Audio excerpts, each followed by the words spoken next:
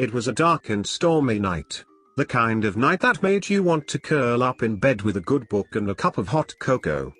But for the little kids at the small, rural elementary school, it was just another night of after-school care. The after-school program was held in a dingy basement classroom, with fluorescent lights that flickered and buzzed overhead. The kids, all between the ages of 6 and 8, sat at their desks, chatting and laughing as they waited for the teacher to start their lesson. Suddenly, the lights went out, plunging the room into darkness. The kids started to giggle nervously, thinking it was just a power outage.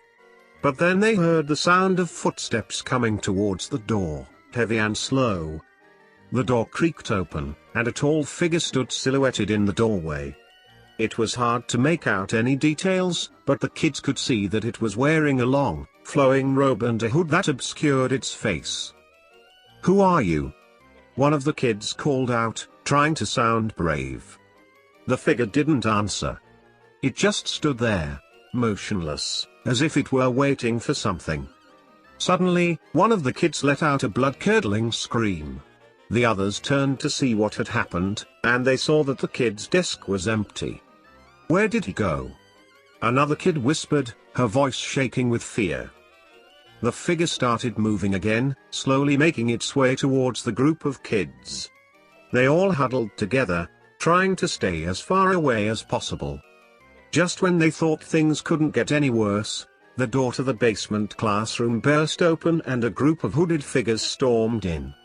They were all dressed in the same flowing robes and had their faces covered by their hoods. The kids screamed and tried to run, but the figures were too fast. They grabbed the kids one by one, dragging them out of the room and into the dark, stormy night. The kids were never seen again. Some say they were taken by the hooded figures, never to be seen again. Others believe they were taken by the tall figure in the doorway, a being of pure evil that preys on innocent children.